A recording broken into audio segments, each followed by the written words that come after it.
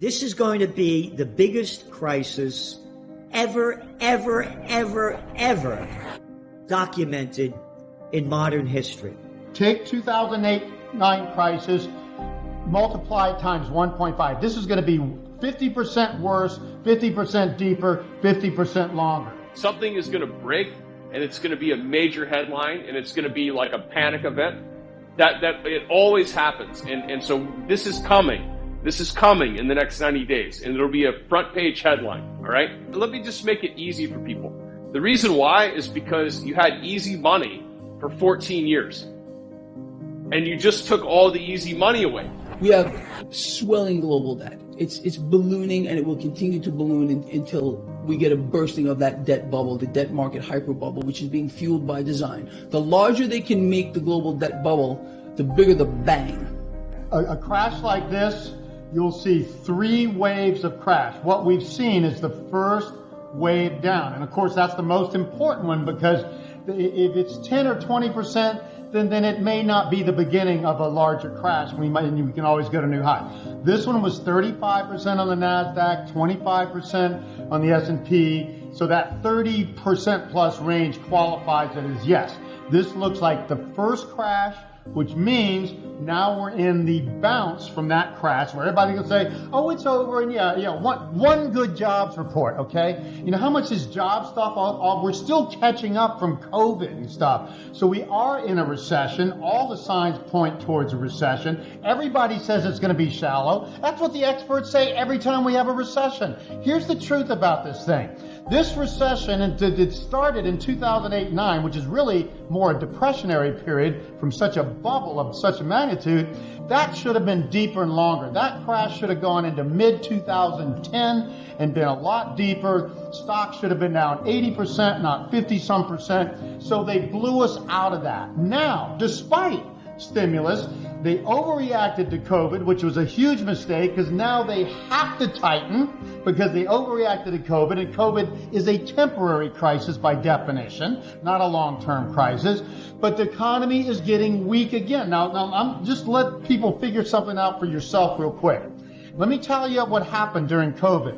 $5.1 trillion in fiscal stimulus and $5 trillion in monetary stimulus in 2 years, almost half of GDP, and we're already falling into a recession again despite that, okay? It shows what I'm saying. The economy is weak because the baby boom peaked back in 2007.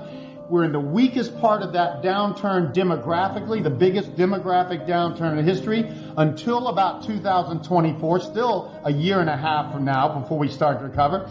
So this downturn is going to have to be deep to wash out all the debt and all the bubble stuff. We can't just come roaring out of this and say we're over it. This is the first wave down. We may be close to the end of this bounce. So consider, here's how it goes.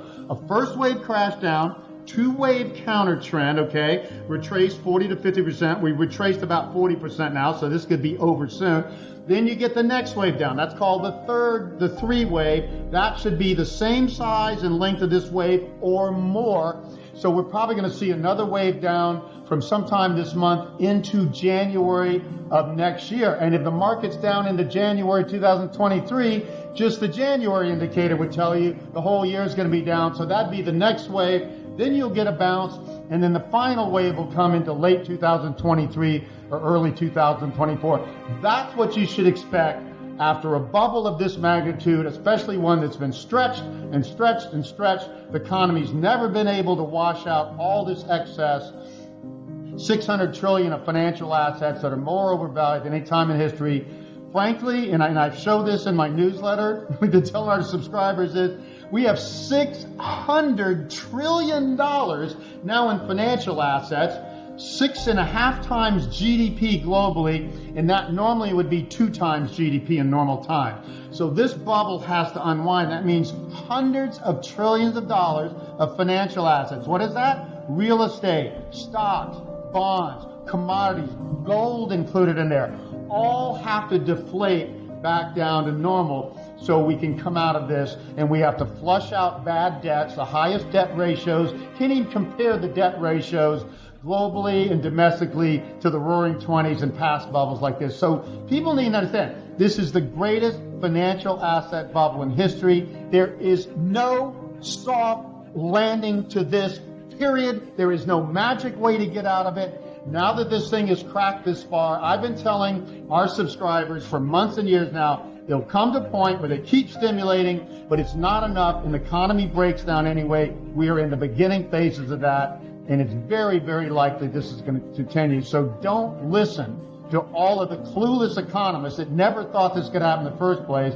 and saying, well, this will be a mild recession and the worst is over. I am telling you, it is not. And you are risking your assets if you do not take this seriously. And you got to remember, if they've been stimulating nonstop for 13 years and we keep getting a weaker economy, and that has been what's happened, okay?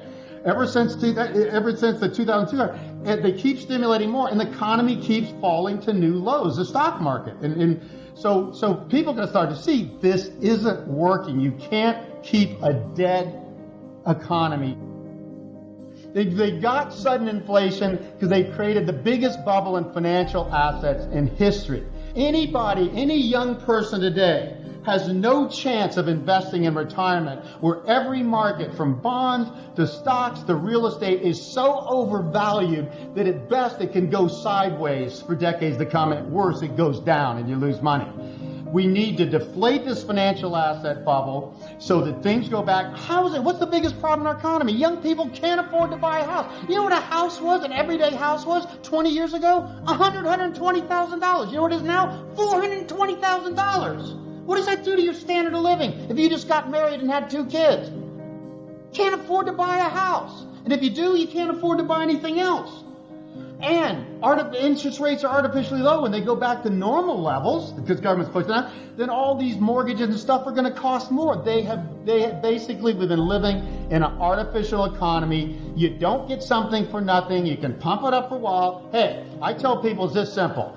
If I want to feel good today, I can feel good. I don't care how bad I feel. All I got to do is take heroin or cocaine or something or 10 cups of coffee and I'll be up. Does that work? Is that healthy? No. We've been doing this for years, living on artificial stimulus, stretching an economy past when people needed to spend money. The baby boomers were overspending their money and buying all their houses in 2007. I predicted that 20-some years in my newsletters and books before it happened.